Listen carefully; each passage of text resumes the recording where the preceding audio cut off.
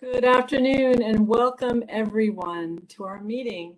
Before we begin, I'd like to acknowledge that the city of Tempe is in the Salt River Valley, which is the ancestral home of the O'odham, the Pima, and the Peepash Maricopa Indian communities who care and keeping of this land allow us to be here today.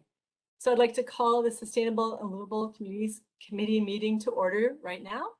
And it's the October meeting. And as you expect, our committee is going to cover topics related to sustainable and livable communities. Who knew? Note that no formal votes or decisions about city programs, policies, or budgets are happening today. Our role in this committee, Councilmember Adams and I, are to share and explore various topics with staff and stakeholders and community members, and to make recommendations then to our council colleagues. We want this process to be transparent, inclusive, and easy for you to be a part of whenever you choose to be. And you can share your thoughts with us by filling out the comment card on any item on a meeting agenda. You can also reach us directly with other thoughts, questions, and ideas. Councilmember Adams and I are very open to talking to any of you at any point in time. So someday we're going to host these meetings in person again, and that will be soon. We'll always have a virtual option though. And we want to make it easier for people to speak in meetings. We all have suffered really from the lack of public engagement in our COVID process. But for now, in this virtual environment, we need you to fill out the comment card in advance so it can be read into the record for any of the specified items. And we are limited to the items that are on the agenda. The link to the comment cards can be found on the committee webpage, tempe.gov/SLC, and you'll find contact information for the committee members and staff for non-agendized questions as well. Councilmember Adams? Yes, thank you, Councilmember Cubie. The next item on our agenda is number 2, review and approval of meeting minutes from our September meeting. If there are no objections, I move that we approve the minutes from September 30th meeting as written. Now, no objections, and I second that motion. So the September minutes are approved unanimously. And a committee of 2. Awesome. Next item on the agenda is item 3, public comments, and we welcome public comments. According to Arizona open meeting law, the committee may only discuss matters listed on the agenda. Matters brought up by the public under public comment that are not listed on the agenda cannot be discussed by the committee. We have to impose a 3-minute time limit per person. So Kristen, any comments today? Any comment cards? Councilmember Cubie, Councilmember Adams, nope, we do not have any comment cards today. Okie doke. So for the next item on our agenda, we're going to skip things around if you don't mind, Councilmember Adams, but the next item is 4A, it's current items and updates. No problem. So 4B2, which is electric vehicles. And I believe we have Tony Miano here. I haven't seen you in such a long time, Tony, to talk about our fleet. And we're very proud that I think we're first in EV deployment in the entire state, except for Pima County, I believe. But we're going to hear from Tony Miano, followed by Donna and Dino to talk about how electric vehicles can be addressed in our code. And then Braden, if he's available, to talk about EV in the community. So let's start first with Tony Miano. Tony? Good afternoon. I'm Tony Miano, Field Operations Manager for Municipal Utilities Department, Fleet Services Section. I'm here to update you on the city's fleet electrification efforts, specifically as it relates to electric vehicle EV charging infrastructure. The city's fleet electrification initiative aligns with and supports City Council strategy priorities 1.27, achieve 100% compliance with industry standards related to replacement or rehabilitation of infrastructure and assets. 4.19, achieve carbon neutrality in municipal operations by 2050, with the strategy of 100% renewable energy by 2035. Next slide. The city currently has 22 vehicles in the fleet. Staff continuously plans and updates the vehicle replacement schedule for the next 10 years. Over the next 10 years, the city has the potential to replace hundreds of vehicles with EVs. The city's EV charging stations have prevented 8,801 kilograms in total greenhouse gas since October of 2020 through October of 2021. That's equivalent to 1,293 trees growing for 10 years. And between October of 2020 and October of 2021, the city's electric fleet has also saved 1,688 gallons of fuel. Fleet Services continues to strategically build upon the city's fleet electrification infrastructure, where we have 29 single ports charging stations with 3 dual port charging stations that public and fleet can use at the same time, totaling 35 electric charging ports in inventory to date. Tempe currently is one of the leaders in the valley when it comes to EV deployment in municipal governments. Next slide. The city was awarded a grant from Arizona Public Services to pay for the cost of installing 2 EV chargers at the Hardy Yard. The city also received a grant from the Salt River project to replace outdated charging units with standard EV charging units at the Tempe Library Complex. These charging stations will be available to the public for use also. Following the public procurement process, the city entered into a contract to educate full assessment of our electrical capacity at all city facilities. Staff has been working with the selected consultant to review city's infrastructure to determine what the cost would be to help meet performance measure 4.19. The goal is to have all 1-ton vehicles or less converted to electric over the next 15 years to meet the city's carbon neutrality goal. The next steps include working to include funding on future capital improvement projects to install EV chargers where capacity is identified. Now that the draft report has been compiled for electrical capacity at city facilities, staff will be working with our consultant to develop our master plan.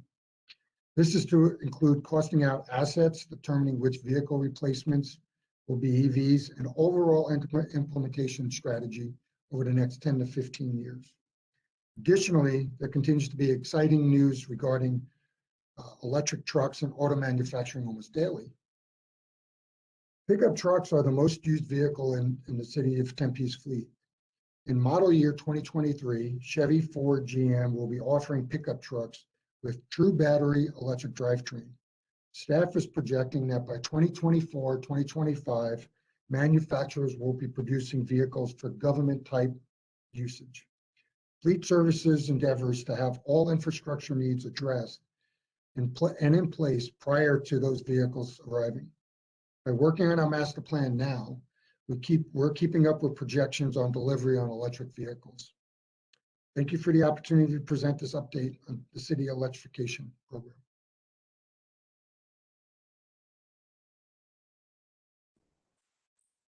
Thank you. We're going to hear from Dino as well. Next up.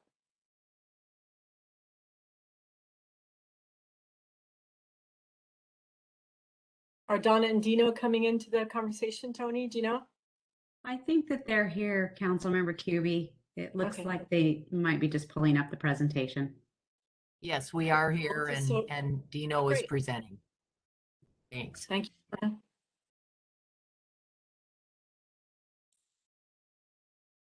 While we're getting the presentation up, folks, we're excited to hear about how we can address the electric vehicle infrastructure future in our code.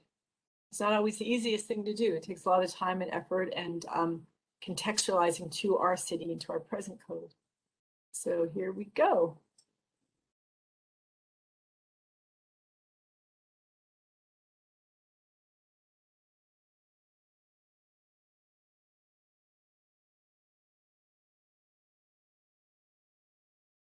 Dino, if you're speaking, you're muted.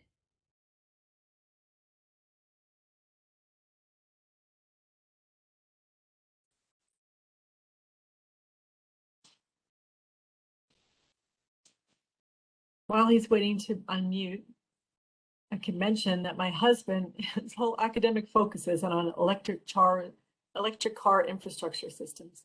So I have to hear about this every day, all day. But since he's advancing the slides, I'm worried that maybe he thinks he is being heard. I can unmute him. One moment. Thank you, Alex. Dino, Yes, go right ahead. You're unmuted now. Go ahead and proceed with you your so much. presentation. thank you. Sorry about that.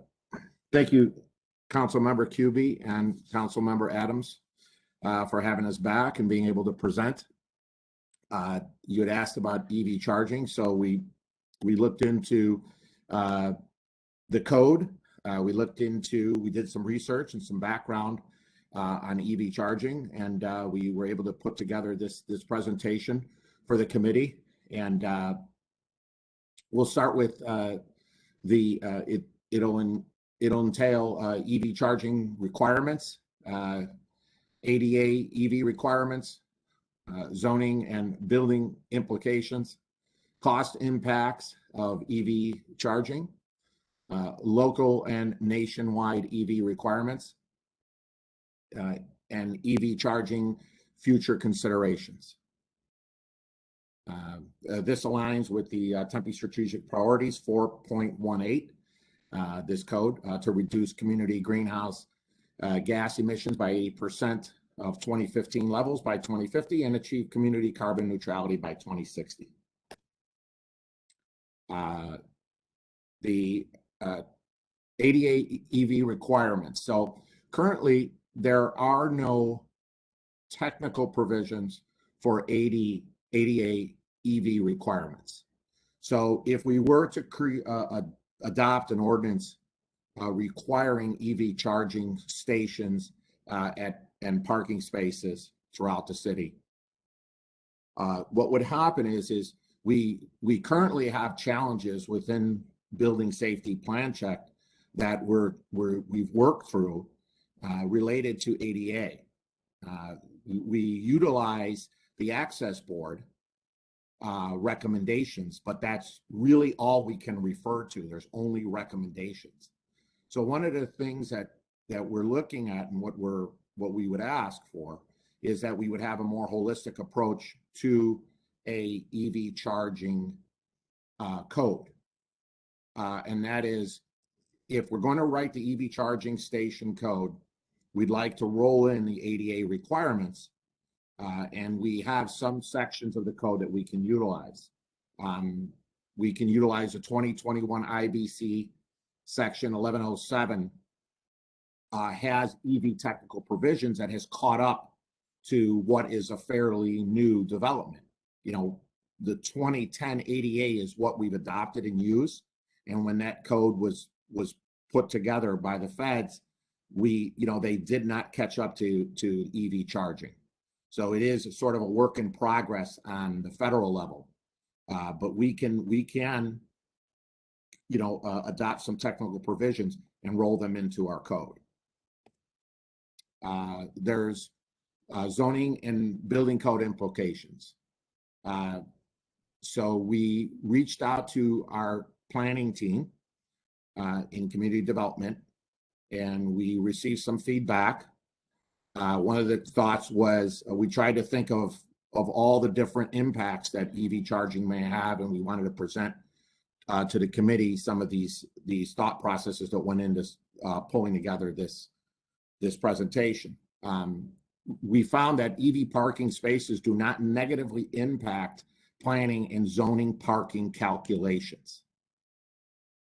Meaning what that means is that if let's say it's a new development and we were to require EV charging stations and parking spaces throughout the site, whatever that percentage may be, it would basically be a 1-to-1. There's a trade-off that won't negatively occur, meaning you won't have to add more standard parking stalls. You can basically, as electrical vehicles increase throughout the public, then I guess the thought process would be we would have less combustion engine vehicles, right? So gasoline powered vehicles. So that's a really good thing. So that really helps development not suffer the impacts of the different parking and zoning regulations related to site development. The current adopted 2017 NEC, Article 625, will continue to be applied to EV charging. And that's important because right now, as we get EV permits in, we do see them. We have some numbers for you to present. As we're getting these type of permits in, that's what we're currently applying. But that is just the technical electrical code. okay?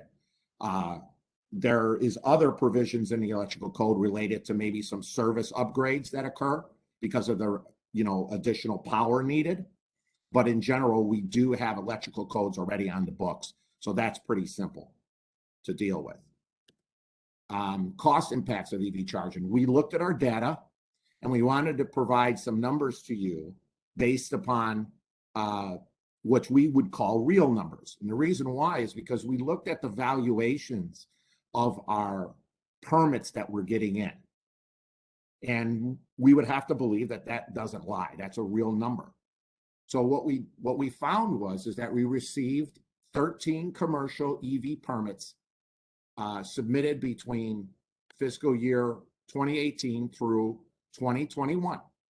It's not a lot, but those are voluntary. They're for commercial sites. So we stood within the bucket of commercial sites. We didn't go outside of that. We do get residential permits in also for EV chargers that folks are putting in their garage, our residents, but we wanted to stay focused on commercial. We found that the valuation averages are around 35,000. They range for anywhere from about 20,000 to 60,000. That's the range. We did receive one large commercial, and that was an EV and a 300 kilowatt solar project that included 10 EV parking spaces, and that was valued at $612K. And all of these are sorry, Dino, sorry to interrupt. I'm so sorry. What is that large commercial EV project? Can you tell us what it is? Because that's I did not note that down.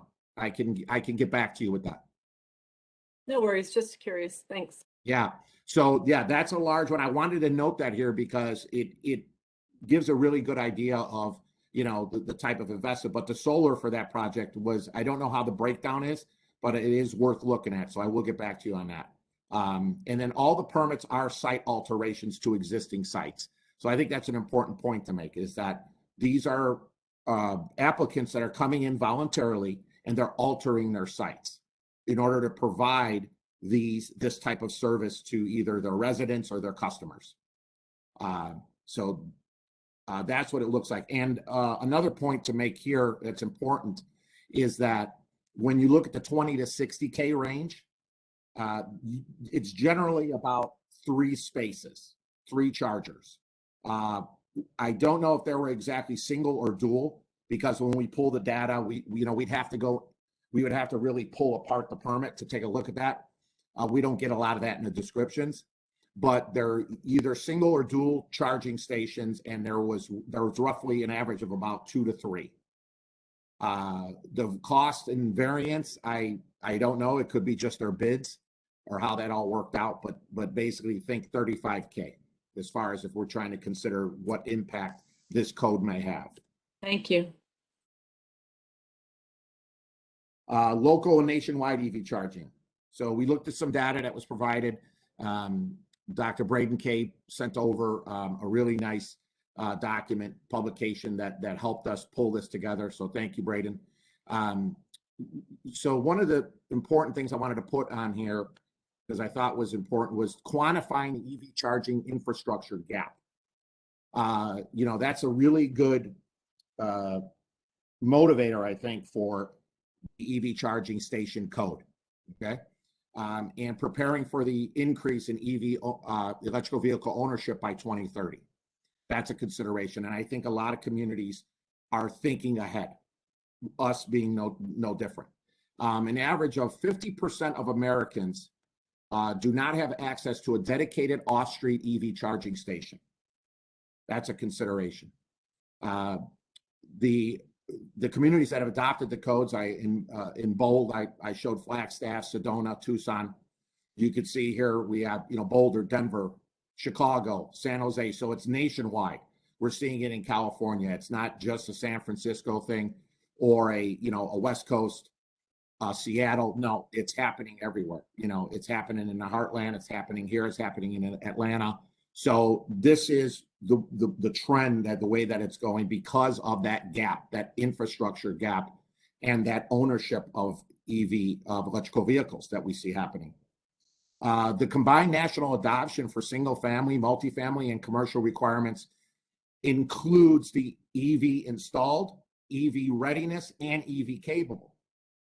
And what that looks like in the data is most of these communities that created these codes use anywhere from about 2 to 5% requirements, some as high as 10% for EV installed, 10 to 15%. So those numbers vary, right, based upon whatever the community feels its needs are. It did not list how they escalate over time. So is there thresholds or goals, yearly escalation of those requirements? It didn't capture that, but I'm assuming that may be rolled in there somewhere. But that's something to consider: EV installed, EV readiness, and EV capable. So that's how you develop the site. Just like we're talking solar readiness, well, there's also EV readiness. And the communities in their codes have incorporated that into the actual requirements. So I thought that was very important to add that to the presentation, because as we develop a code, we want to take into account not only the EV charging station installed, but what about EV readiness and EV capable? Because that's what nationwide is happening. EV charging future considerations. So do we want this to be mandatory or voluntary for our existing sites? We've seen some permit movement, voluntary from our applicants, from our different business owners and our residents that are coming in and obtaining permits. But for our commercial sites, do we want them to be mandatory or voluntary? Are you asking That's a me question that? for us. Okay. Mandatory for all new projects. That's a consideration to make as we develop a code. So all new projects, all new developments, mandatory. And then we would set the standards. What percentages of parking? Do we want them EV ready, EV installed? How do we want that to develop? Requirements based upon the type of facility and occupancy type. That's another important consideration. Is it transient in nature? Is it a shopping mall? Is it a multifamily? What is the duration of the parking of the vehicle that will be on that particular function of that space or that occupancy type? That is another consideration. Percentage of EV charging parking spaces on new and existing sites, establish a goal. So do you go into it voluntary at first and then maybe have some mandatory goals? Factor in the national and local average of current EVs in the present and future projections. That's another important consideration. We have that 2030 regulation that's sitting out there. We have folks that are voluntarily buying electric vehicles.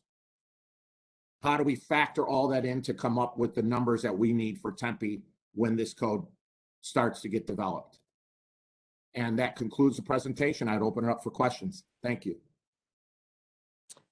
Thanks so much, Dino. Yeah, in my mind, Councilmember Adams, I'd love to hear what you have to say. I mean, for all new builds, it has to be mandatory. It's not going to happen in a voluntary fashion. We've seen 13 stations, but that's not nearly enough. And so, if we really want to see progress made, it needs to be mandatory. And I'm glad to see that we have sister cities, Sedona and Flagstaff and Tucson already with the, it was Flagstaff, right? Wait, I'm forgetting. We want to see, they're obviously a good position, a good best practice, and we could look at their language and adopt to our own needs, but it seems like we had the beginnings there to get that code written up. And so I would like to see all the EV capable code be mandatory for all commercial buildings. I think it's where we have to go. What do you think, Councilmember Adams?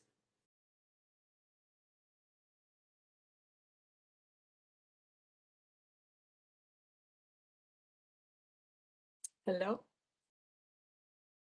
So, Councilmember Adams, are you there? So especially just to clarify, I would like to see all new builds have to be, it's so critical that all new builds have that code and it's mandatory. I think with existing builds, that is definitely our goal, and we want it to be EV capable. And we need to think about incentivizing that, whether it's relief of fees, relief of construction permits, whatever we can do to encourage that with our existing sites. Councilmember Adams, you there? Alex, have we lost contact with Councilmember Adams? Councilmember Adams is in the meeting. Huh, okay. Well, we can Sorry, get back. I apologize. Oh, that's all right. What was the question? Yeah, so we're talking about for new builds, do we want it to be mandatory or voluntary? Well, right now it is voluntary and we're not seeing much development. So if we do develop this EV code, and I'd very much like us to return to council with that code drafted, I see it as being mandatory for new builds, new commercial buildings. What about you? That's a good question. I guess I would be okay moving forward with a mandatory for new builds. I would be okay with that, Lauren. Yeah, I think so. And then, for existing sites, I mean, there can be a lot of costs involved, and we need to have a program that will help incentivize and encourage and make, some kind of credits, whether it's in permits or construction credits. But we also need existing sites to move in with those, with EVs and EV infrastructure. And I realize, if we get funding through a Build Back Better, should that pass, and the infrastructure plan, there will be funding that comes in for commercial builds and for multifamily housing. So we need to be ready, folks. We need to have the code ready to go, because this is a happening, and we need to be, in step, especially with our sister cities in Arizona. We're not the first, but we should be really jumping on this opportunity. Well, I'd like to be the first, Councilmember QB. You know that. Yeah. But Unfortunately, we're yeah, not the I would be first, but- comfortable bringing this forward to council. You bet. Mhm. So, Dino, I hope you have direction that in terms of the EV Ready code, we want a draft code brought forward to council. Hey, Councilmember QB, can I ask a question? Sure. Given the amount of time and effort that might take, would it be possible to ensure that the council is all on board before we start that process? I know that you're excited about moving this forward. Or maybe Dino and Donna can provide some perspective on what it might take to get that ready. We are ready to go with the solar readiness, and we were wanting to combine or provide those two presentations for you guys to bring in front of the council or the committee of the whole, to make sure everybody's on board with then moving it forward. And then we would start to work on implementing those codes. Sure, I understand that. I mean, you don't want to expend a lot of energy. I'd be pretty surprised if we don't have support and consensus, but there's always that possibility. So yeah, let's bring them together. When do you think we'll be getting the draft code presented for solar ready and for the EV ready? I think we're in the same position for both of them. We'd really like to hear Okay. that the full council is the solar ready. We know that's a little easier. It's adopting that appendix that we presented to you at the last Sure. meeting. So that one's a little easier for us. My understanding and talking with Donna and Dino, the EV ready and charging might take us a little bit longer. But again, we'd really love to see the support from the full council in moving that forward. And we're happy to help with a presentation when you do bring it to the committee of the whole, or work with you in whatever Sure. way you need. No, I'd appreciate that. And if the EV Ready code is going to lag too far behind solar, I wouldn't want to stop the solar ready code. Having been on the council for 7 years, really want to see this proceed. I know Councilmember Adams and I want to see some, action. So Definitely. we're not meeting as a council committee until January. And so I really don't want to see this delayed. I want to see it, haste made. What do you think, Councilmember Adams? I kind of would like to see both of them go forward. I mean, council can always say no, but I think it would be a good idea to go ahead and go forward with both of them. And Shelley, I mean, maybe not have your staff have every I dotted and every T crossed, so you don't, because I don't want to overburden staff, but at the same time, this is something that's a priority for Councilmember QB and me, and I guess maybe we can meet in the middle Shelley, you know how much I care about staff. I know. And so I hear you, Councilmember Adams, and we I also don't are know. moving. Go ahead, Shelley. Go ahead. I'm We're sorry. also moving forward with the IGCC, and so I just Yeah. want to make sure that they feel comfortable with everything and feel like they have the time. Sure. You know, Well, how about this? Since the Solar Ready Code seems to be more advanced, can we go to Cal presenting that and then also present what we have ready for the EV code just to get their sense of it, to say Yes. is advanced, but so then we can get some input from them. I just don't want to see a big lag between the two and delay solar because of it. You see my, is that clear? that does make sense. And Councilmember Cubie, I believe Donna and Dino both feel like these are, in a sense, two separate initiatives that we want to bring forward as quickly as possible, but that Right. Solar Ready is perhaps a little bit in front of the EV readiness. But please know, we're not trying to delay. We're trying to use our Right. resources as diligently understand. as we can, but support the effort that both of you are doing. So I understand. So we won't let the EV ready code delay solar, even if it has to be separate presentations, but we want to move quickly because, you know, we see a lot of development going up and we see, you know, real opportunities from some federal funding. Should it ever happen, should the infrastructure bill be passed and the reconciliation bill, however scaled down, is passed, there's going to be a lot of sort of shovel ready opportunities. So I really appreciate, Shelley, what you're saying. Councilmember Cubie, yeah, I do too. And I'm fine with the Solar Ready going first, you know, to give you guys more time. And so you get, you know, everything done that you need to get done. So I would be comfortable with it. Thank you, Councilmember Cubie. Thanks. It's- And I know, sorry, Shelley. I'm sorry. No, it's Donna, Councilmember QB. I'm sorry. I don't want to interrupt, but we are supporting our guy who is presenting today. So the answer to your question, who has a solar array that's actually powering their EV charging station, that is Power Home Remodeling at 8240 South Hardy Drive. Ooh, okay. That's great.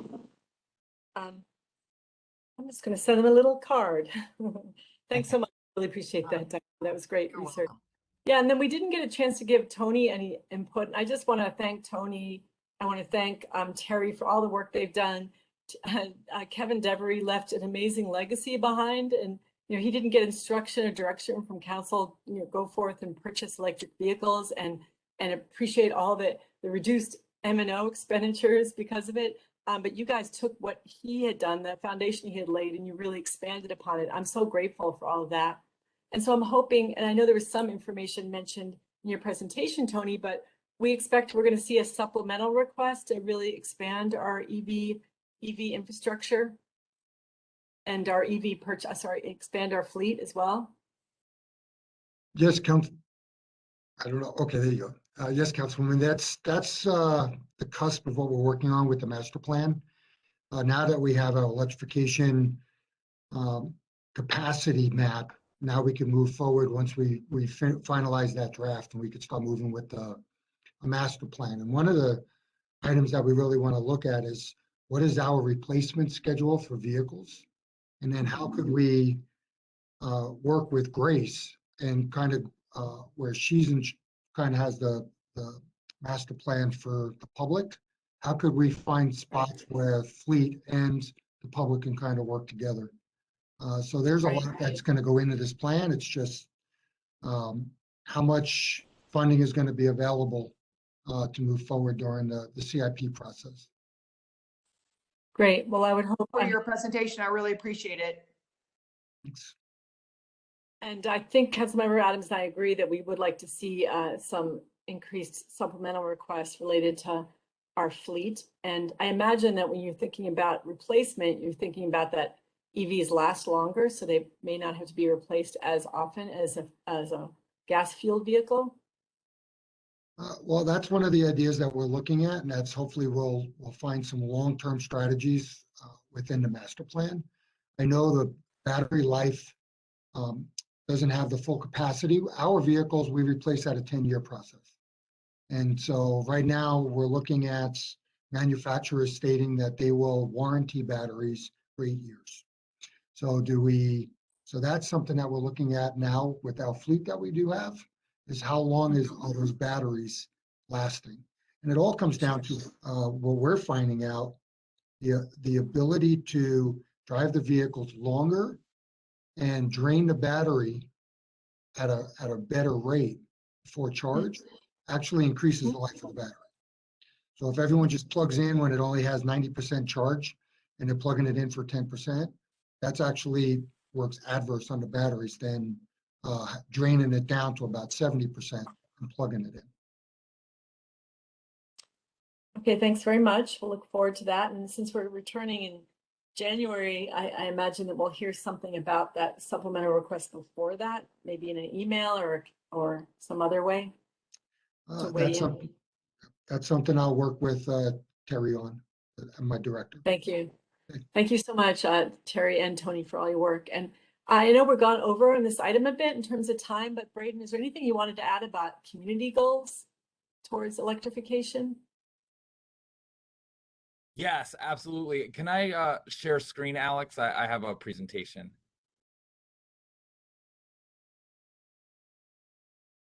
Perfect.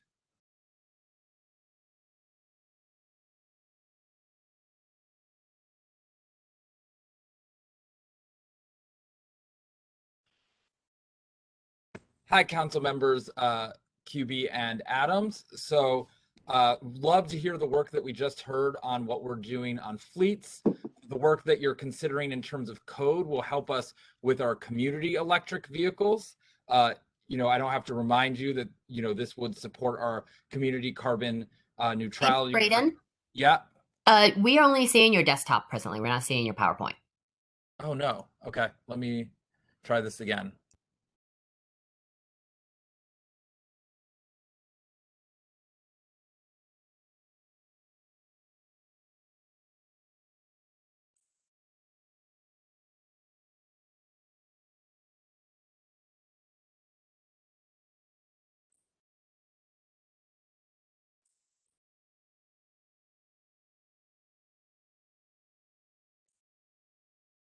Alex, I'm having a hard time. Do you mind sharing screen? And do you or Kristen have my EV presentation? It's the community electric vehicle roadmap. Is that correct? Correct. Yeah. Okay, one moment. Alex to the rescue. Much appreciated. While he's putting that up, Braden, we can talk about how there are many electric vehicle plants in the offing in the state. And there's a lot of exciting developments that way. A lot of jobs that are coming out of it too. There you go. Yeah, and there, you know, as part of the infrastructure bill conversations and a lot of regional and statewide partnership conversations, a huge interest in growing both the clean energy economy and the clean transportation economy. And we definitely want Tempe to be a major part of those conversations. Next slide. I showed you the performance measures. So, you know, this work definitely fits into our community carbon neutrality performance measure. What you heard Tony referring to. Next slide, Alex.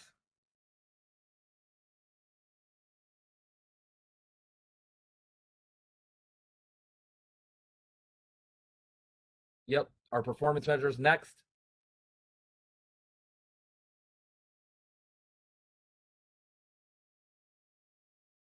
Part of our climate action plan, this specifically the transportation aspects. Next.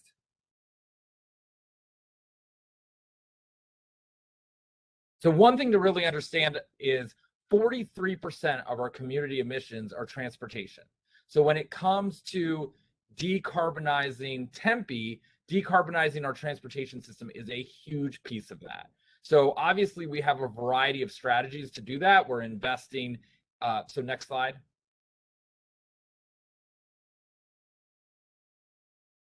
We're investing in transportation demand management mobility hubs. We're investing in alternatives to cars in terms of encouraging walking, biking, public transport. We're looking at smart mobility work, and we're looking and investing in EVs. So EVs is part of a whole slate of investments to help decarbonize our transportation system. Next slide.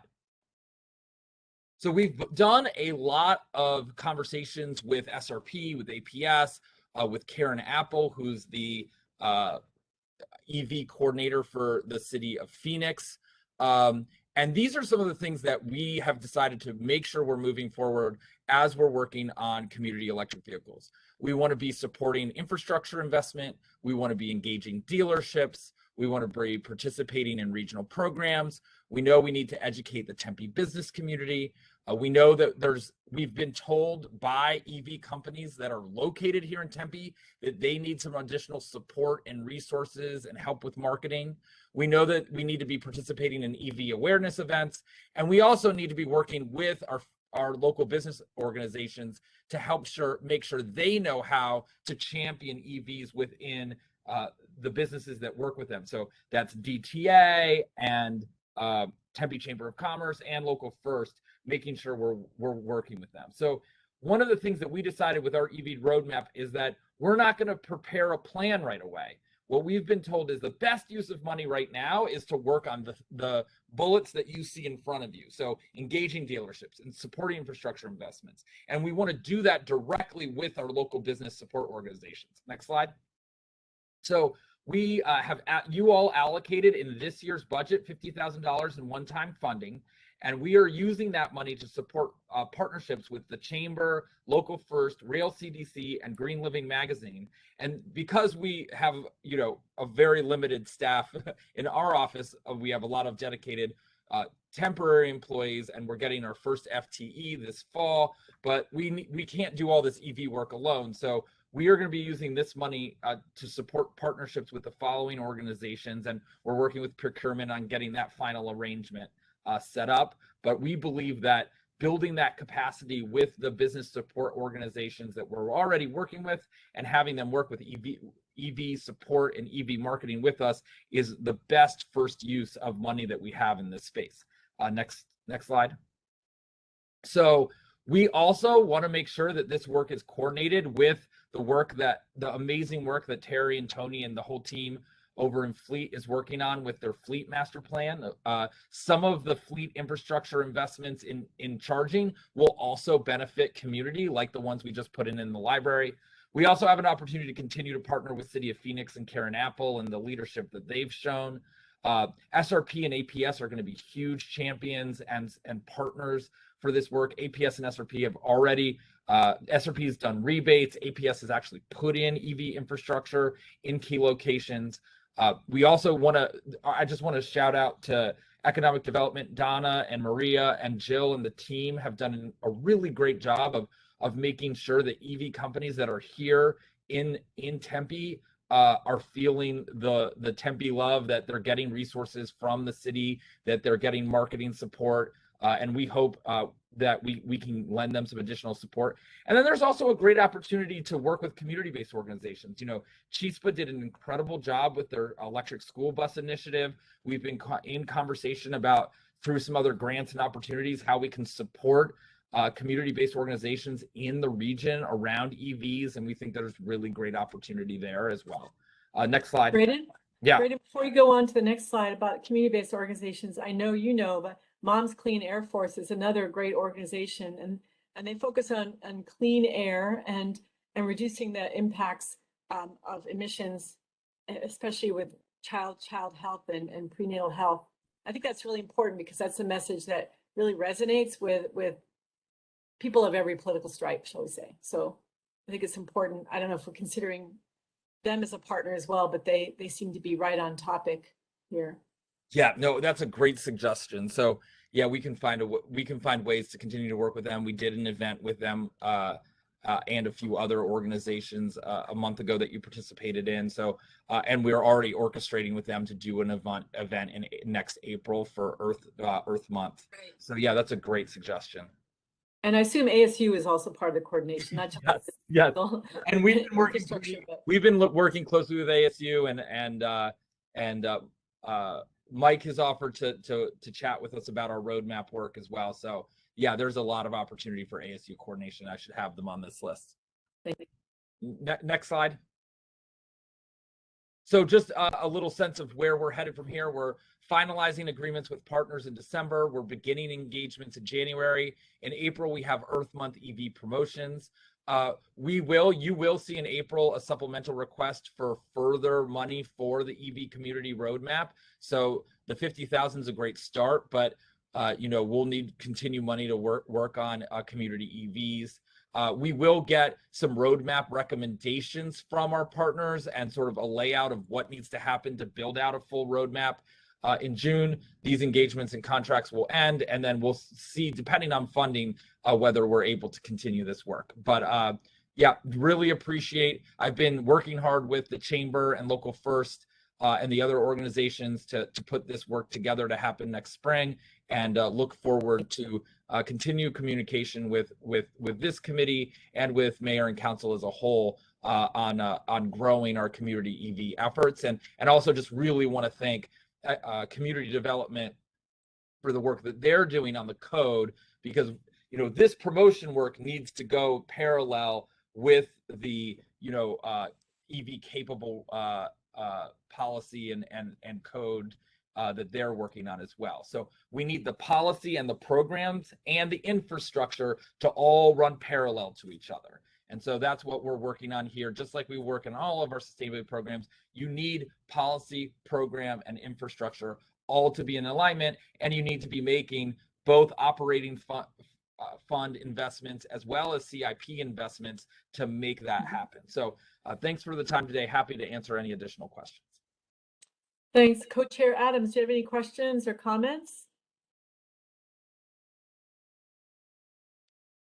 I'm good. I think it was a very thorough presentation. Great job. Thank you. Thank you. Thank you so much, Braden. So now we can actually stay on. We'll just move back to the International Green Construction Code, and you're going to give us an update on how that's being applied to internal city construction. Is that yes. Alex, do you mind showing the sustainable and resilient building policy PowerPoint? Yes, one moment. I'm pulling it up right now.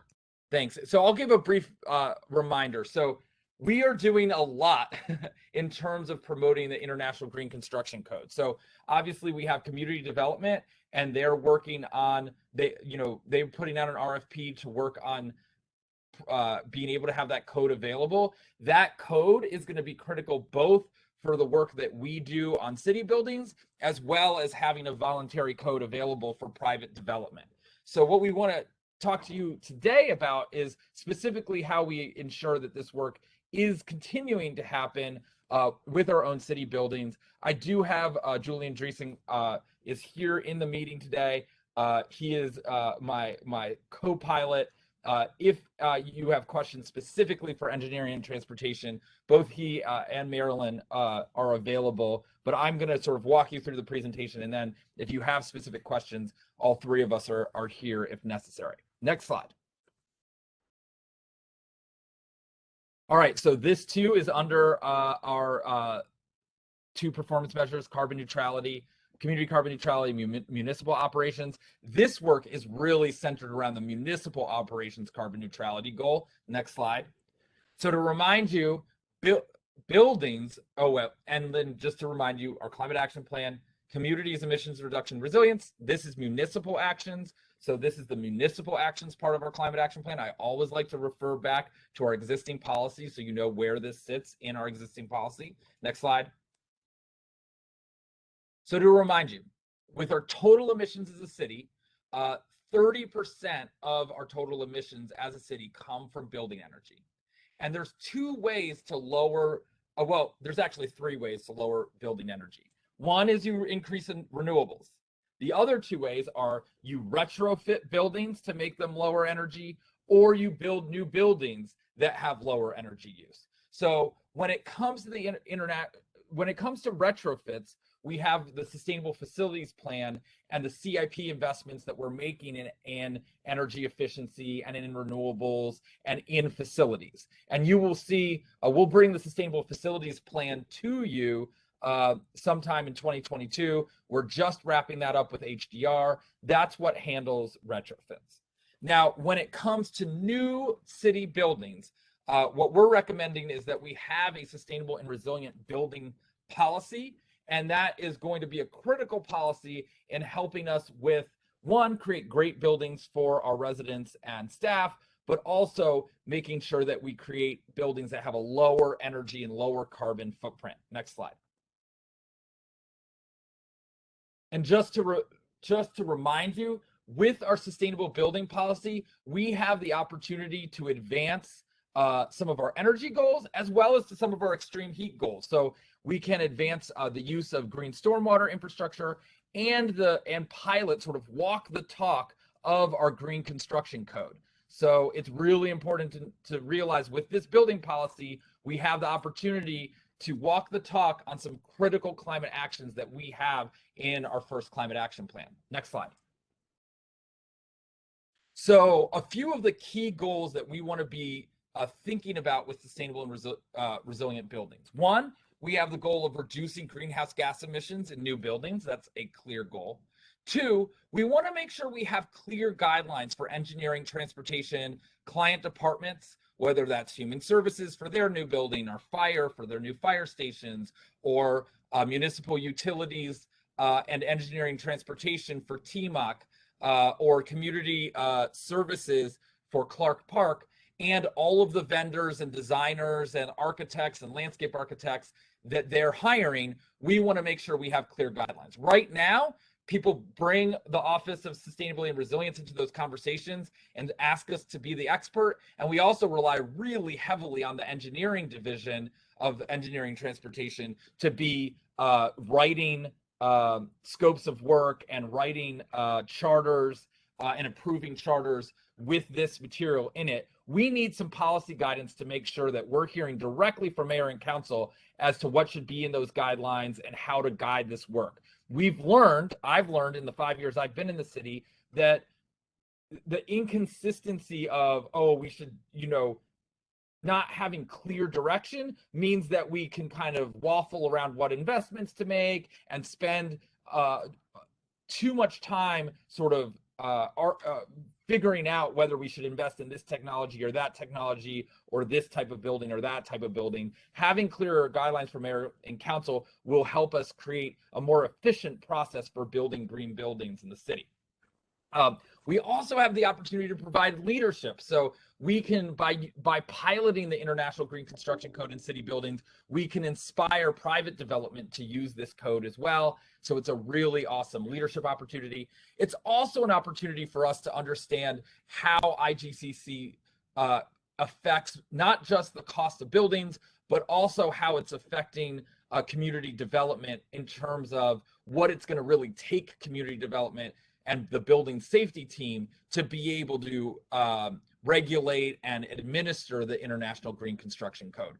We know that this is a new building code. It's going to take some time for community development to sort of build those muscles to be able to administer this type of building code, and practicing on city buildings is a great way to develop that capacity in community development over time. Next slide.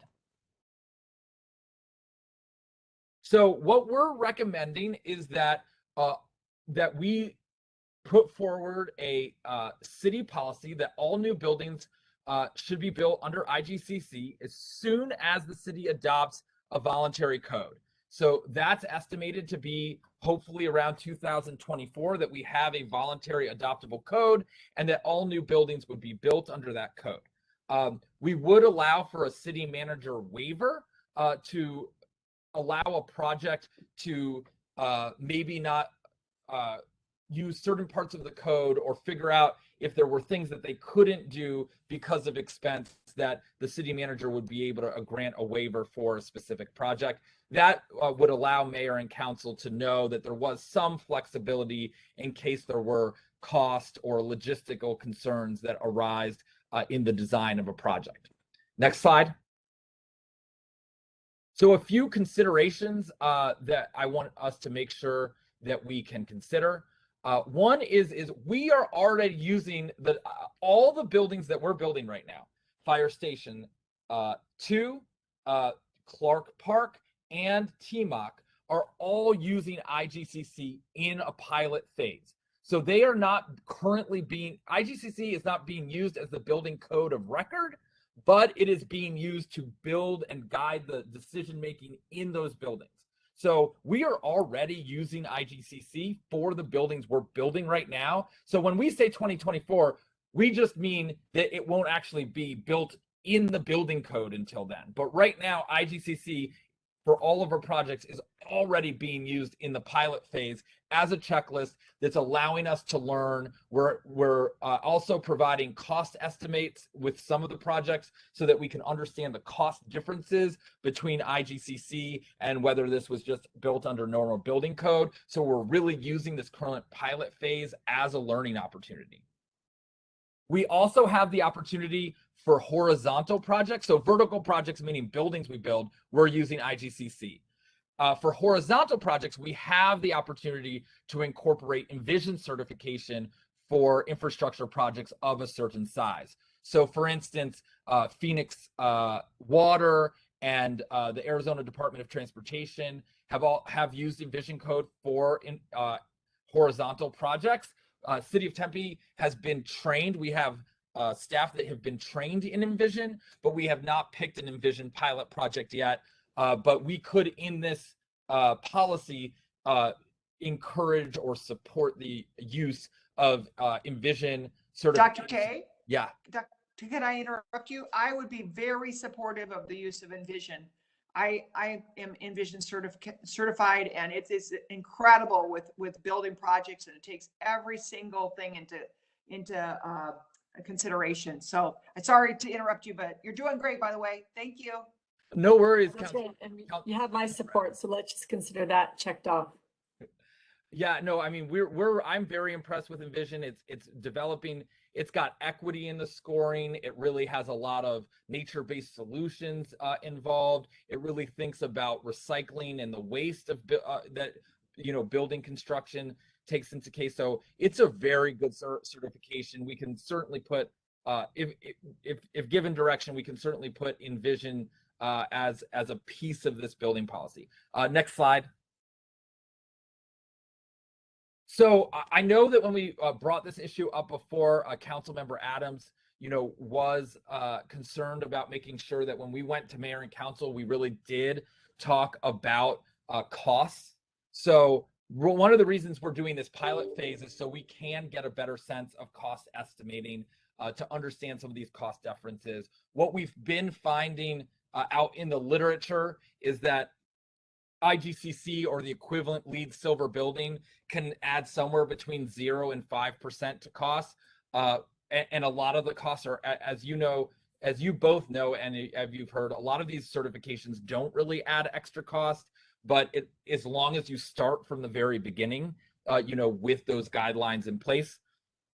One thing that we have been recommended by the Sustainable Facilities Plan that HDR did in partnership with Engineering Transportation and with Charlie Bladine and the whole facilities team is that there is a need for increased budget for both energy modeling and energy commissioning. So we're trying to figure out, and we need a little bit more staff time to decide exactly how we make sure for large scale projects, it's about $75,000 for energy modeling and $75,000 for energy commissioning that gets added to large scale projects. We really feel we've been given the advice from our consultants that this is money incredibly well spent.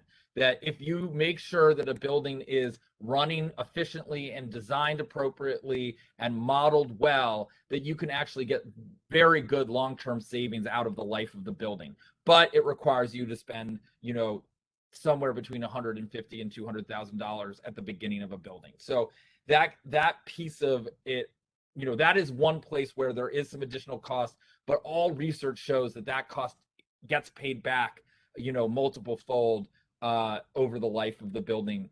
So that is one thing we wanted to be transparent about in terms of the clear added cost if you're doing good energy modeling and energy commissioning with large scale projects. Next slide.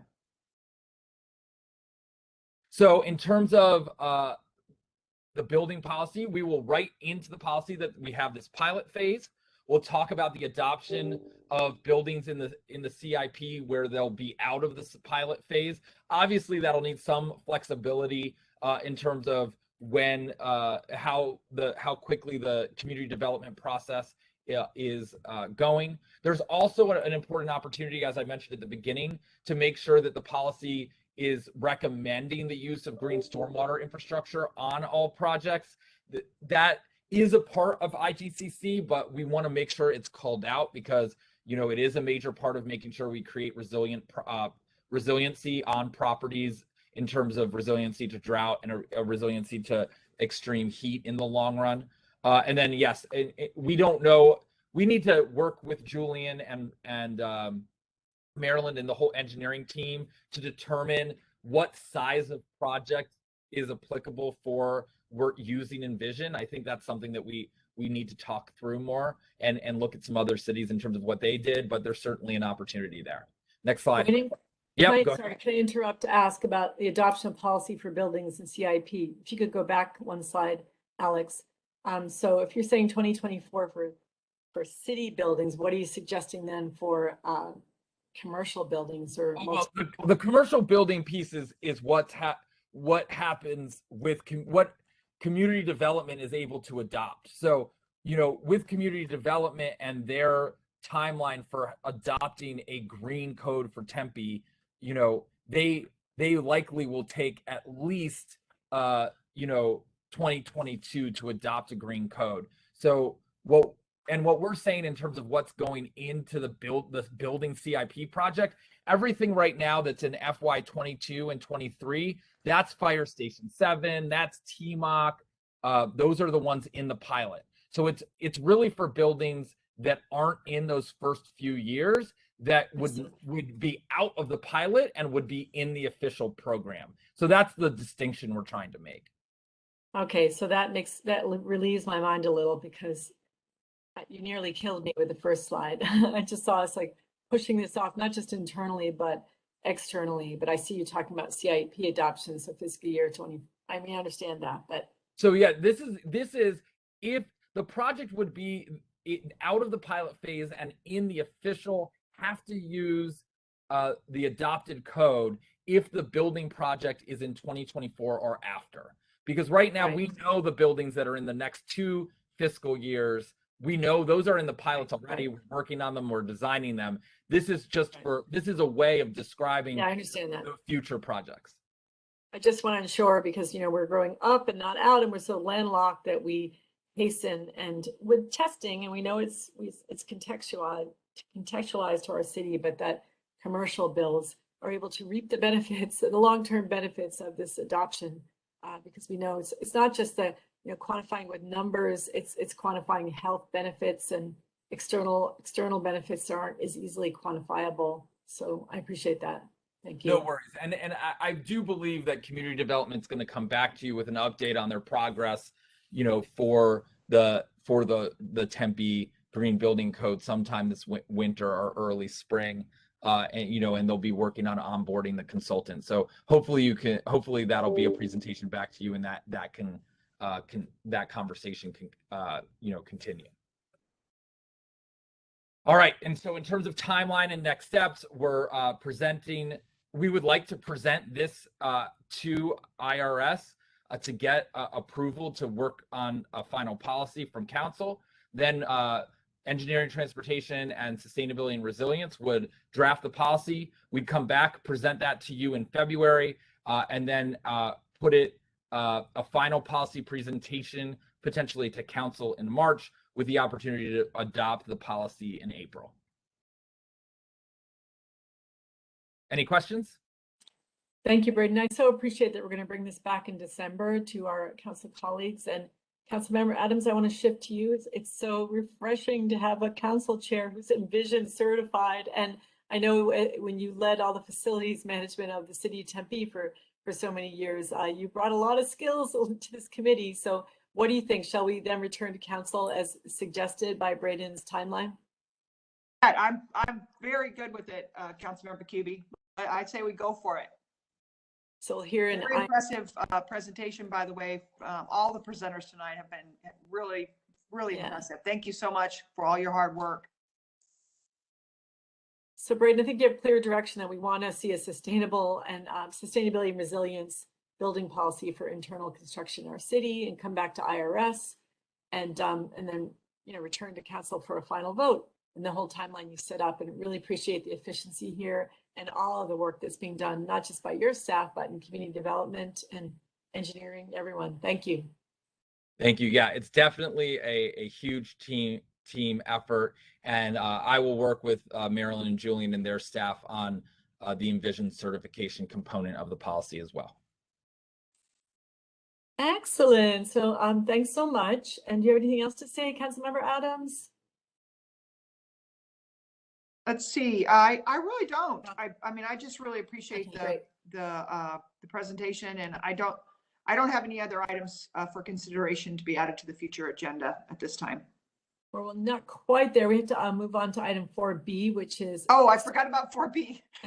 Lauren, you always keep me on the straight and narrow, so to speak. Thank you.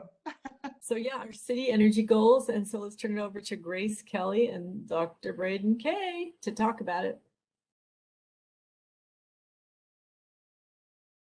Yep, Grace will present, and then I'm here for any additional questions at the end. Good evening, Councilmember Cubie and Councilmember Adams. I'm Grace Del Monte Kelly, Energy Manager in the Engineering and Transportation Department. And I appreciate the opportunity to provide renewable energy update. Also an energy efficiency and city goal update as well. So the performance measure that aligns to 4.19, aligns to this is 4.19, achieve the City Council goal of carbon neutrality in municipal operations by 2050 with a strategy of 100% renewable energy by 2035. So this goes along with our community carbon neutrality goal by 2060. And in this presentation, I'll just focus on the municipal operations goal. Next slide. So the city has 9 city solar sites. 3 of them are city owned. They're the Carports Fire Station 7, the East Valley Bus Operations Maintenance Facility Guardhouse, and the Tempe Beach Park Solar Ramada. So fire station number 7 was built about 2 years ago. The 20 kilowatt solar carports provide 40% of the building's energy needs. Next slide. So these are the 6 sites that were built with power purchase agreements between 2014 and 2018. So with power purchase agreements, the city hosts the property, the solar developer builds and maintains the solar systems, and the city agrees to purchase power from the system for 20 years. So just kind of an example of over at the library and the History Museum, this past May of 2021, the solar array at the History Museum provided 84% of the building's energy needs, and the library array provided 60% of the building's energy needs in May of 2021. Next slide. So this shows our roadmap and where we are to date. So this shows that all of the city sites equal 4.14 megawatts of solar that's installed at city sites. So we have so far gotten to 10% toward the 100% goal. Next slide. So energy efficiency is an important part of reaching the carbon neutrality goal in city operations. In 2018, we conducted a municipal greenhouse gas emissions inventory based on 2015 calendar year data as part of the Climate Action Plan. So city buildings, outdoor lighting, and water treatment account for 70% of the municipal carbon emissions. 29% is from city vehicle fleet, transit fleet, and employee commute. So because outdoor lighting and city buildings and water treatment are the majority of the municipal carbon footprint, staff is focused on ways to reduce energy use in these areas. Next slide. So staff in facilities, parks, water, transportation, and transit are doing excellent work in replacing lighting with LEDs, replacing air conditioning with more efficient equipment, installing building controls, and doing retro commissioning. Also, this past summer, the city participated in APS and SRP's demand response program. So APS and SRP asked the city to reduce energy use during peak demand events. So there were roughly 8 to 10 events this summer. The city worked with our HVAC controls consultants to help reduce energy use. It was typically a 3 to 5 hour time frame, and the city plans to participate again next summer. Next slide. So this slide just shows that in 2010, or between 2000 and 2010, electricity costs almost doubled. And then we anticipated that was going to happen again between 2010 and 2020, but we actually flatlined electricity costs between 2010 and 2020 because of the energy efficiency and renewable energy investments. Next slide. And then this just shows that while costs have remained the same for about 10 years, the citywide energy use from the grid is decreasing while more and more city operations are being powered with renewable energy. So in the next few months, we anticipate we'll be at 17% of city operations to be powered from renewable energy sources. Next slide. Grace, can I ask a question? So we're going to go Yeah. from 10 to 17%, and what projects are going to spark that? So actually, it's this one right here, the recent utility scale solar partnership with SRP. So this 2.4 megawatts that is going to come online in January of 2022, this will take us from the 10% up to 17% in municipal energy powered by renewable energy. Next slide. And then some of our upcoming projects are installing solar panels at the new Fire Station 2. We will install solar panels at the South Water Treatment Plant. And then one of the actions in the Climate Action Plan is the concept of resilient energy hubs, a cooling center that's powered by solar with battery storage. So we are working on the Envision Resilience Hub at Apache and Dorsey.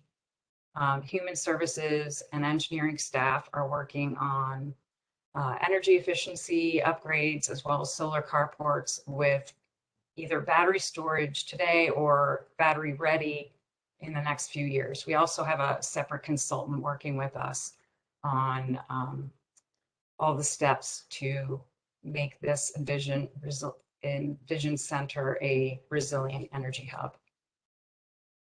And one other future project that we're considering is the APS Green Choice Program. It would let the city select blocks of power that come from wind, biogas, and renewable energy at a premium. So in this roadmap, the sites highlighted in blue show how we are planning to get to the 20% toward 100% in the next few years. And then to achieve the next milestones after that, we'll work with our utility partners to explore renewable energy opportunities with them. So for the next steps, we're currently working on an update to the municipal greenhouse gas emissions inventory based on 2020 data for the Climate Action Plan. We're working on the facilities sustainability plan with facilities engineering and the Office of Sustainability and Resilience. The city issued an energy services RFP and will bring several energy consultants on board to help with energy assessments in buildings.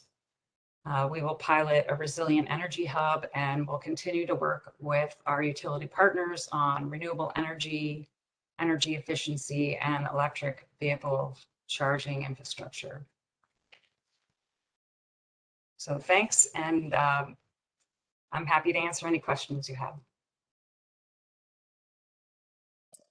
Thank you so much, Grace, and really appreciate all the work that you've done over the decades, and think how much money you saved. The city of Tempe, you should have a cookie for that, a special award. And we'll have some deeper discussions with the utilities when they return to speak with us and early in the next year. And it's almost as if the Arizona Corporation Commission could have some influence here on incentivizing further solar deployment. We'll see about that. So do I really appreciate all Help with the that, Lauren. They just voted. all the attention and expertise you bring to this issue. And do you have any questions, Councilmember Adams? Presentation. I'm really excited about how much progress we've made, and I appreciate the presentation. So thanks so much, Grace. Thank you, Councilmember Adams. Thank you, Councilmember Cubie. Thank you so much, Grace. So moving along, we just have one more item for B3. It's the Maricopa Regional Resilience Initiative. We're going to go back to Braden K one more time. And thanks, Alex, for having it up. So really excited to present this to you. This has been something that's been kind of happening in the background for the last 18 months, and excited to give you this update. So for a little bit of context, we know as we do our climate work that Tempe alone is not going to be able to fix the challenges that we have. And when you think about a lot of the challenges we have, from drought to extreme heat to poor air quality, a lot of those challenges really need to be done at the state and regional level. So Maricopa County Public Health had worked on a regional resilience initiative starting in about 2015, and it was first funded by the Piper Foundation, and then they got some additional outside funding. They were working with the Institute for Sustainable Communities and Steve Adams organization out of Mount Pelier, Vermont. And so they had been working with a lot of community partners on how we tackle extreme heat, how we tackle lower extreme heat deaths, and did really important work to help us think about regional coordination around extreme heat and other climate challenges. When that money started to run out in 2019, I went to the consultant and to the county and said, you know, what's the plan for continuing this? And they said, well, we're running out of funding and we haven't found a third piece of funding, so we don't know what we're going to do next. And I was like, well, would you mind using the rest of your money capacity that you have to host a regional workshop to figure out what should happen next? So Steve Adams, with some partners, including Dave Hondula at ASU, who's now also with the city of Phoenix, and a bunch of the other partners that had been working on this work, got together to understand what this regional work should look like moving forward. I then realized that we really needed a consultant in this space. So I racked my brain. I used my entire national network to figure out who would best help us answer this question you see ahead of us. How might we address the challenges posed by climate change while improving health, well-being, equity, and economic vitality in the region? We ended up selecting Catherine Diefsky, and we convinced Vitalist Health Foundation to have a $25,000 contract with her to help us organize all of this regional resilience work. And so she runs a little organization that several former sustainability directors work with that do this type of regional and national consulting. So she consults with major nonprofits like Bloomberg. She consults with the White House and different federal agencies, and we were very lucky to have her as a consultant for our region on how we move forward. So next slide. So we realized that a lot of the regional resilience initiatives that have happened both at ASU and at the county have only been in funding cycles of 2 or if we're lucky, 4 years. So we really felt that there's this need, and one of the things Catherine heard from key stakeholders was this needs to be a 10+ year effort. So we really need to figure out long-term funding strategies for how we fund cool corridors, cooling centers and resilience hubs, urban forestry, green stormwater. A lot of the things that we talk about in our own climate action plan and that Phoenix has been working on needs to be Maricopa County wide, and we need some way of both governing that and raising money for that. So we developed this 10-year plus strategy and into 4 phases. So Catherine and us have recently finished phase 1. We're now headed into phase 2.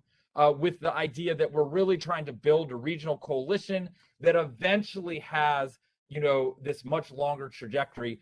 We're really inspired by Annapolis, Maryland. You don't often hear them as being the most inspiring city in the country, but right now they are one of them. The county and city of Annapolis just adopted a regional resilience authority. So they now have taxation ability to design, implement, and finance resilient infrastructure.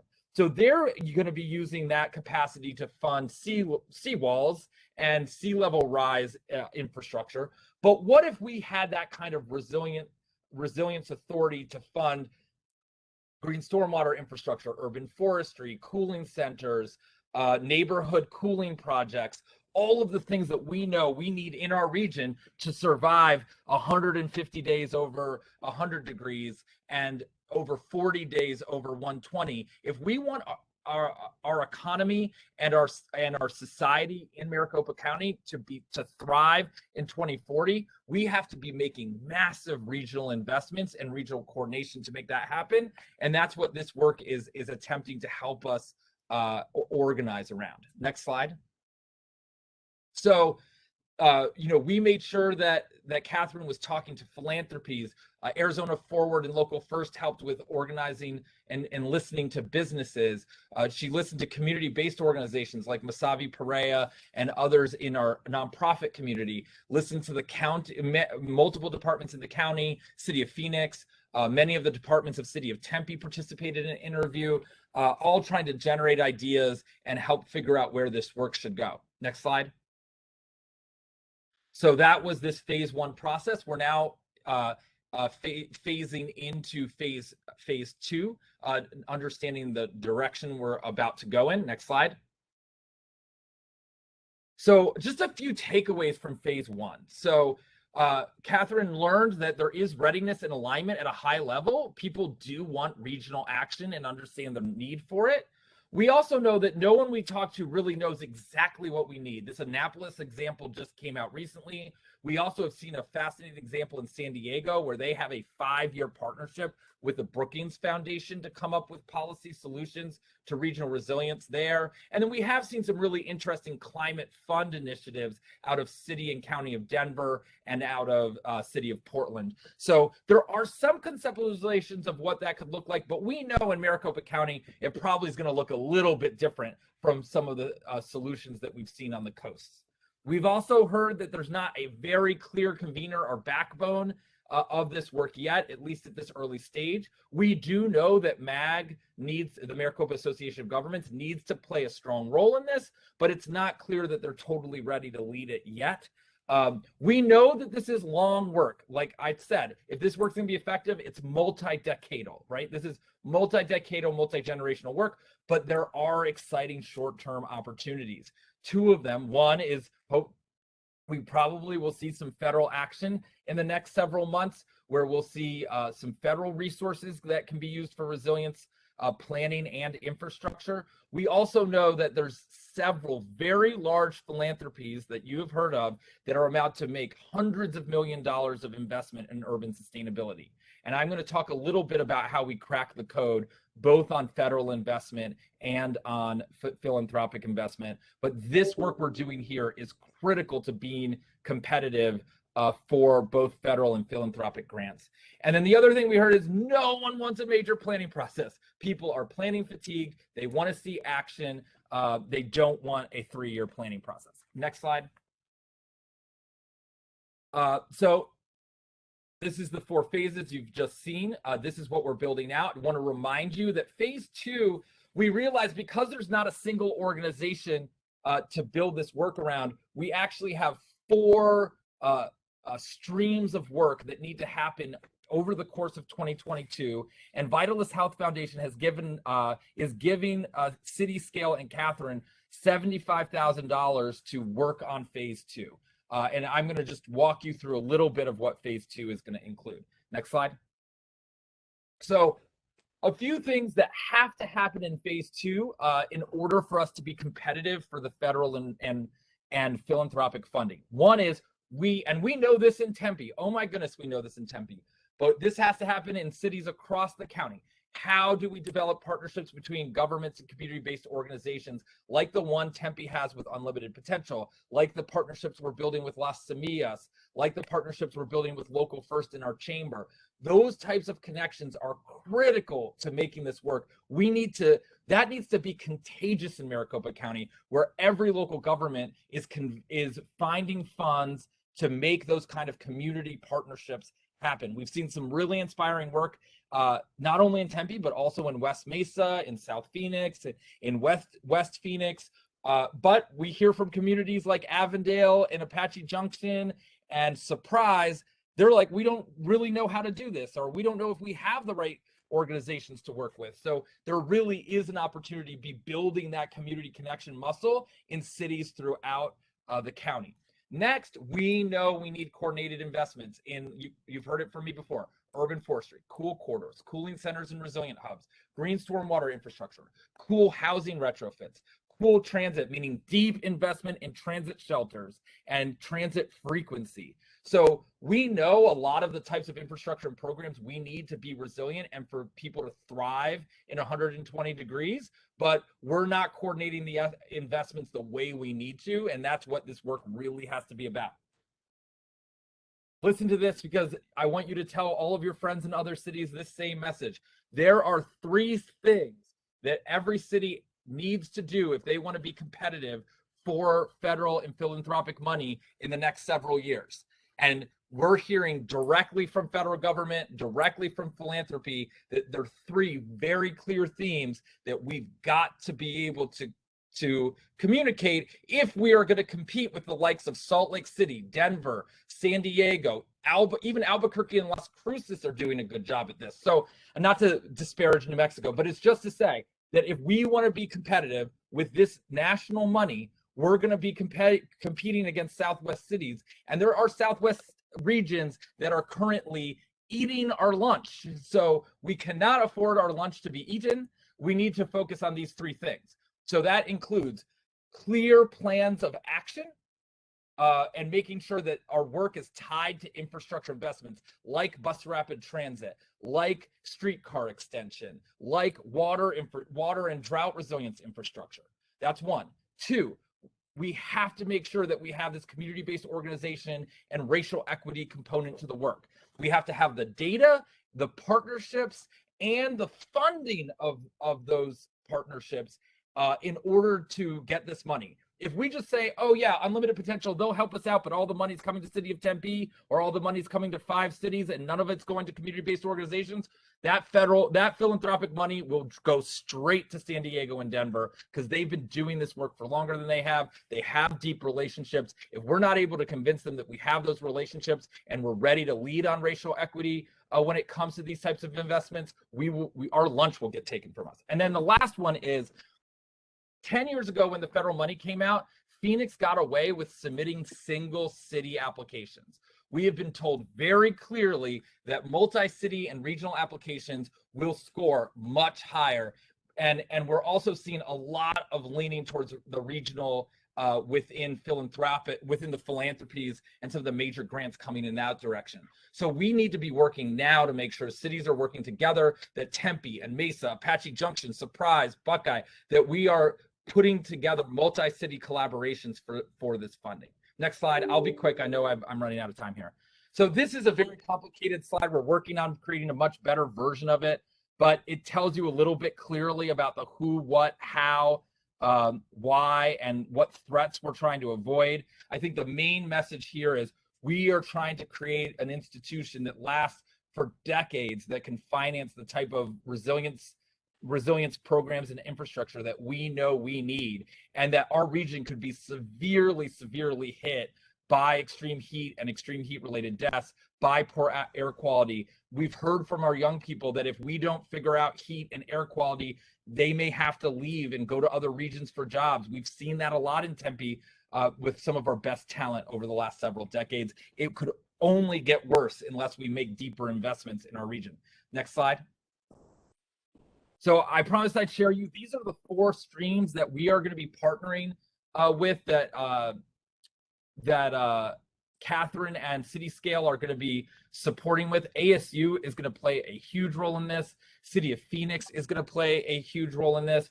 We're going to be working on deepening trust and collaboration between cities and community. We're going to be working on regional governance. Right now, we have 3 cities that are clearly ready to work on this: Mesa, Phoenix, and Tempe. But we need to get to 7 or 8. We need help, getting the Chandlers and Scottsdales and Peorias and Avondales on board, and then eventually even some of the Buckeyes and Surprises and El Mirages and Apache Junctions on board eventually. So there's a big piece of the work there.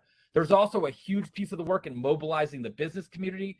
Arizona Forward, Arizona Thrives, which we recently joined, the Federal Reserve San Francisco, as well as the Knowledge Exchange for Resilience at ASU. There's a bunch of organizations that have been doing economic impact analysis, but they've been doing it all separately. So we're going to be helping them convene and making sure that they're all on the same page and doing work in coordination with each other when it comes to their work in Maricopa County.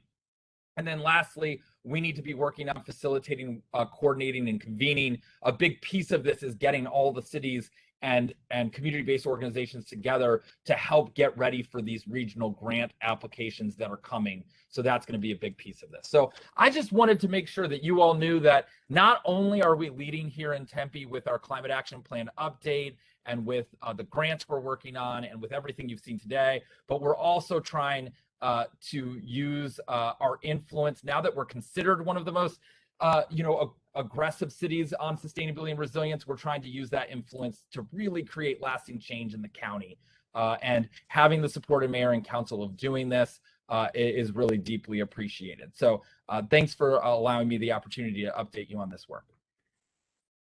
Thank you, Braden. Oh, that was an amazing, intensely great presentation. I loved hearing all of it. And I imagine that ASU's Sustainable Cities Network is also going to be a big helper with the work with cities.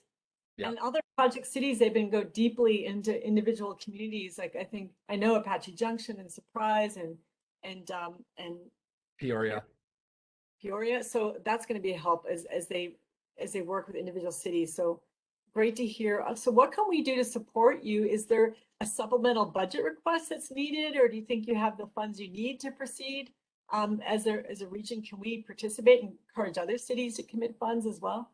Yeah, it's a great question. So yeah, we are considering a budget supplemental request that would be in partnership with the Intergovernmental Relations Office and Margzilla. We do think that there's an opportunity, especially with these federal grants happening, where I'm not sure if it's a one-time funding for an FTE or whether it's a consultant, but we will be putting forward a supplemental request for both helping us with this regional and federal policy work, but also helping us with the actual grant writing. So, all the grant writing has really come down to a lot of it has either been done by individual departments like Human Services, or it's been done in or Engineering and Transportation, or it's been done in my office. It would be nice to have both the policy and grant writing support. I don't think we need to ask for a full-time permanent FTE. I think this could be done with an infusion of one-time funding. I know that's much more comfortable from a budget perspective, but yeah, we will be making a one-time budget supplemental request to help with this work. And then Phoenix has already dedicated the new heat office, and they have 4 FTEs there. Wow. They've already dedicated the heat office to working with us on this work. Aren't you jealous that we don't have a Department of Heat? No, I don't want to. I'm happy. The reason we changed our name to Sustainability and Resilience is so people knew that heat was within our office. Obviously, it'd be great to have a heat person in our office, but I'm excited that we have our sustainability and resilience work all in one office. And I joke with Phoenix that they have a bit of a 3-headed monster with 3 different offices that work on climate and sustainability.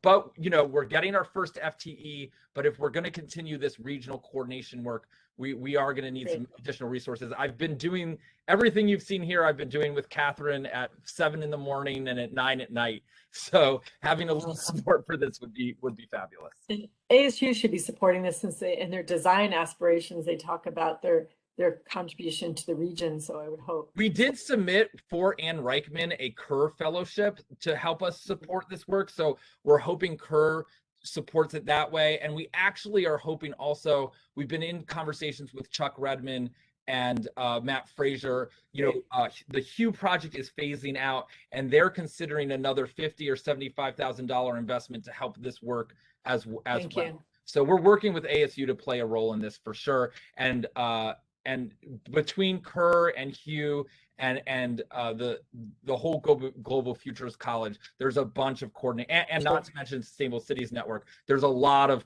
important roles that ASU can play.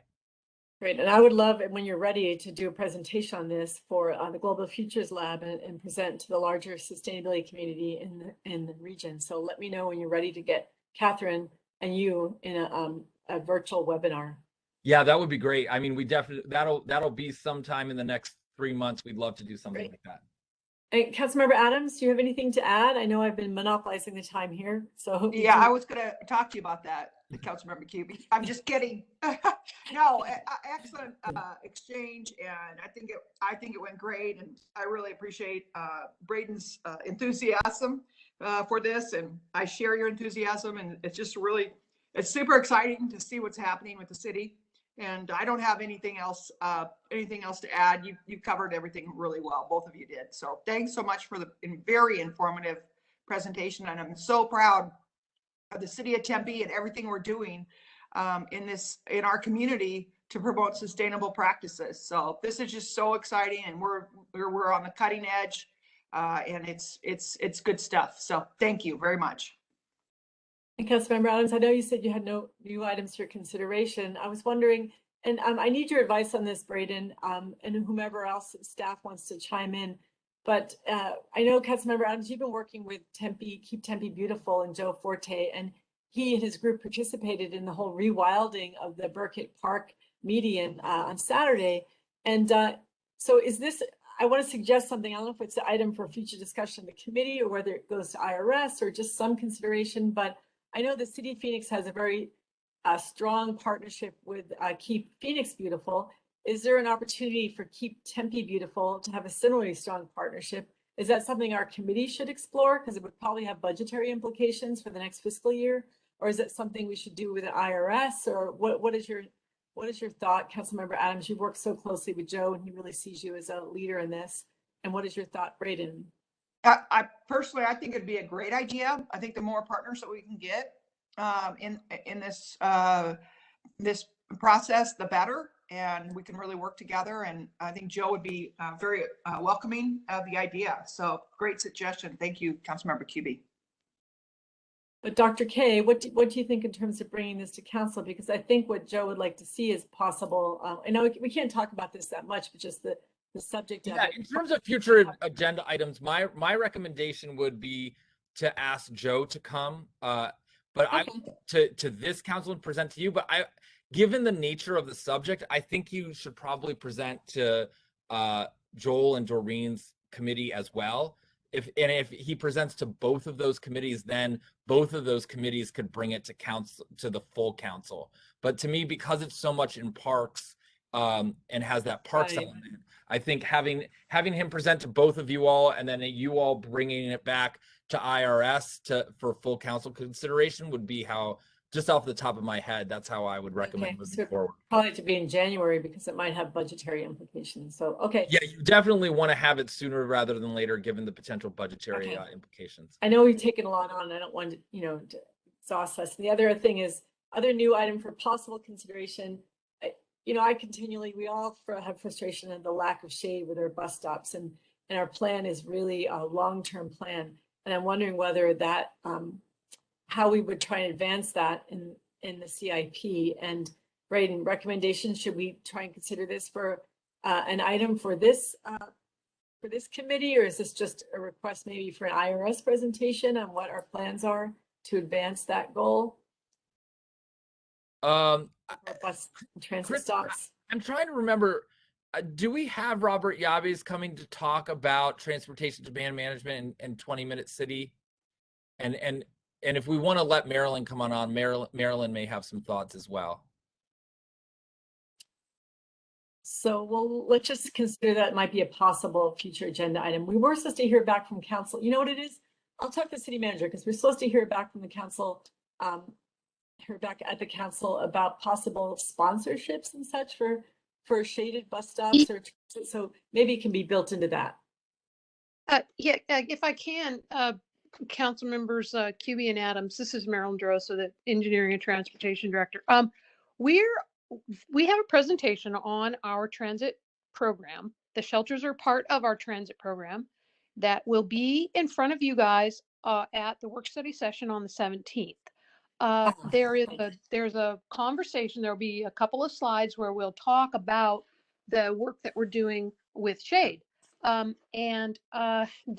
We had a Friday packet recently, I think, where we projected the amount of time. We are increasing the CIP funding for the shelters, and we can be prepared to answer at that presentation. We can be prepared to answer any questions you might have specifically, and we can be prepared to make any projections.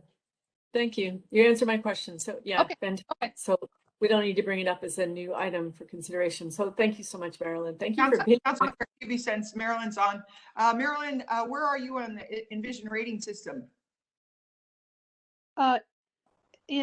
Councilmember Adams, in the Envision rating system? I'm confused. Could you, I didn't know. Earlier in our presentation, we talked about the Envision rating system. I just was wondering what your perspective is on it. Oh, I'm sorry. Okay, yeah, the Envision rating system. Well, yeah, we did some, it's for vertical, as you know, it's for horizontal projects, right? And we haven't, there are several elements of the Envision certification that are related to watersheds and beach erosion and some things that obviously wouldn't apply in our climate. However, there are several other elements that are super useful. I'm really looking forward to doing some kind of a pilot using the Envision certification, and perhaps like with the IGCC, not actually obtaining the certification, but using all of the elements in the certification and documenting how those elements play out given the circumstances here in Tempe. So that's where what I would think would be interesting. I think that Julian certainly supports that. And I was super glad to hear that you guys are enthusiastic about it. We brought, like Braden told you, we brought a trainer out and we had our engineering staff sit through the training. And we have a couple of certified members of our engineering staff. But the key is to really enculturate the Envision process and IGCC processes in all of our design. Council members and Marilyn, I'm sorry to interrupt, but Councilmember Adams, if you would like to request this for a future agenda, I'm happy to add it, but this is not agendized today, so you're making me nervous with your level of policy talk. Oh, well, I saw that Envision was on there earlier, so I thought it was okay to talk about. But yeah, let's put that on for a future agenda item. That's a great idea, Kristen. I will take care of that for you. Thanks. Thanks. And moving right along, do you have any announcements today, Councilmember Adams? Because I do not. Could you repeat that? Yes. Do you have any announcements today? I do not. If you have any. Oh, no, my announcement is I think staff did a great job tonight and keep up the good work. So I would surely appreciate it. And I feel like we're really moving forward in a positive direction. So just keep up the good work. There's my announcement. Thank you, Councilmember Adams. So after the holiday breaks in November and December, we're coming back. Our next scheduled meeting is on the 26th, I believe. And let's see, yes, 4 p.m. on Wednesday, January 26th. So thank you all for being here, and the meeting is now adjourned. Thank you.